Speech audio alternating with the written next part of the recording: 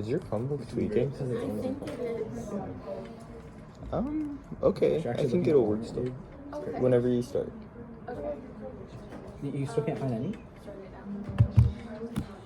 Hello, my name is Nevaeh Bregman, and today I would like to discuss the topic of courageous integrity and perfectionism. One might ask, what is courageous integrity and perfectionism? Courageous integrity, well, they're two sides of the same sword, essentially, but courageous integrity is the ability to persevere through fear and any negative consequences that may occur from an action. While perfectionism is a rigid mindset that you must achieve an unattainable standard. This leads me to my research question. How do athletes harness courage to overcome both mental and athletic challenges? I believe that this is a very important topic because around 80% of the American population is or has been an athlete.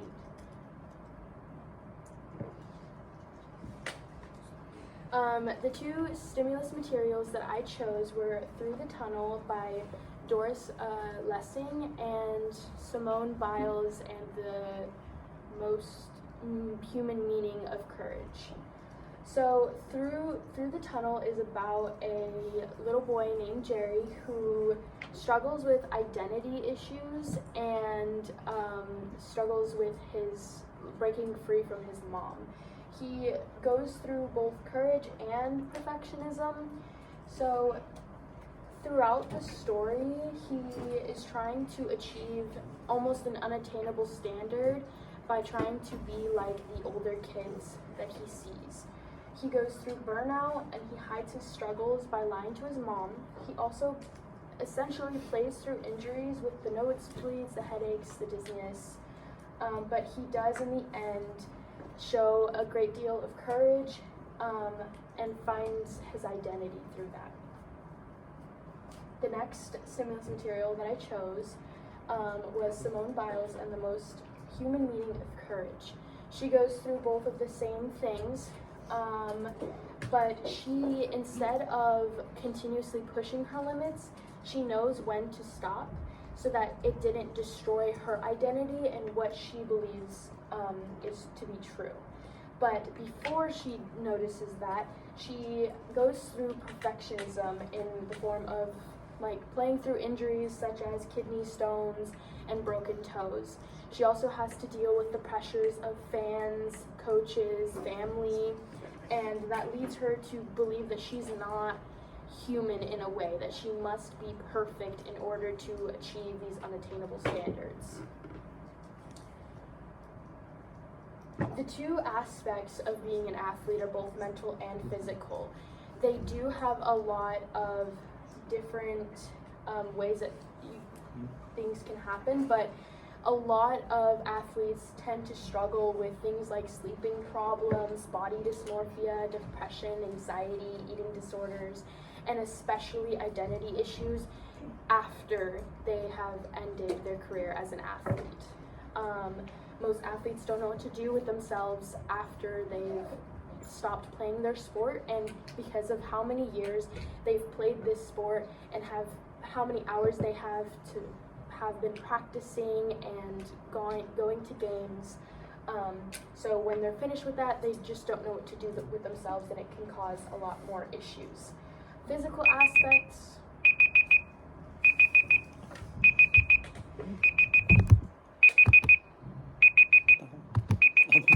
Sorry. The physical aspects of it can be overexertion, can worsen injuries, and can even cause death. Another thing that can happen is permanent damage. A lot of athletes do tend to struggle with it afterwards, after they're finished playing their sport. One thing that I did find interesting though was there was a self-report questionnaire where they answered questions about their mental and physical health, and then they also did individual interviews where somebody else evaluated them. The difference between what they thought they had an issue with and what the other person had seen they had an issue with was completely different. And I do believe that athletes are very stubborn and do not feel the need to tell them what their problem is, whether that be mentally or physically.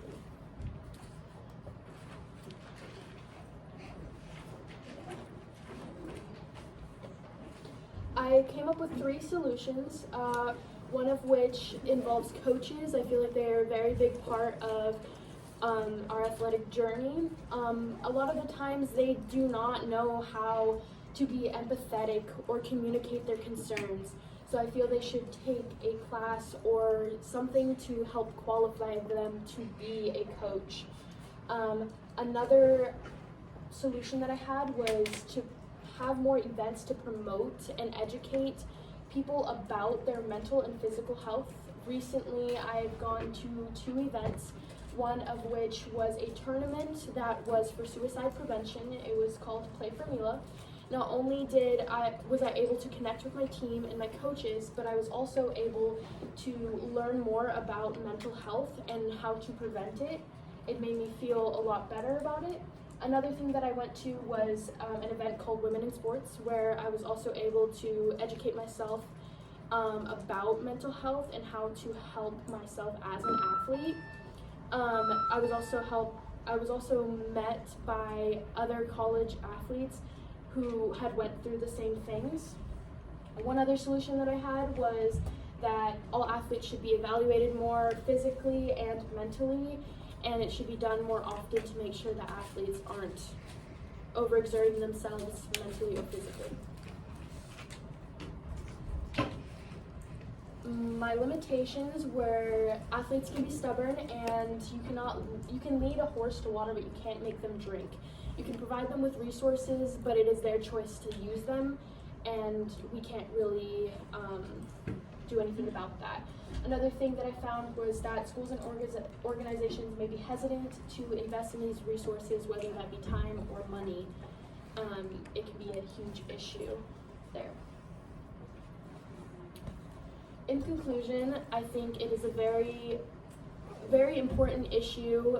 1 in 3 high school students play sports, and we need to make sure that we are doing everything in our power to help them make sure that they are doing well, because it can cause a lot more issues down the line. And here's some athletes. Thank you.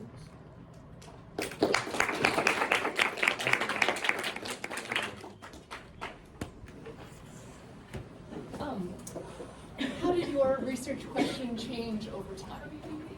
I started by honing in more on female athletes initially, because I feel like I can address that topic more, but I realized that within the stimulus material there wasn't 2 materials that would correlate together with that. I also ended up changing the way that I worded things to help better present it to an audience. If you had more time, what additional research would you conduct related to this issue? I think I would ask more, I would ask students about it more too, to see other people's experiences. I would also try to do more research and find more statistics. It's very hard though, considering that I hadn't found any research studies that did athletes as a whole. It was more as college athletes or high school athletes, female athletes or male athletes. Thank you very much.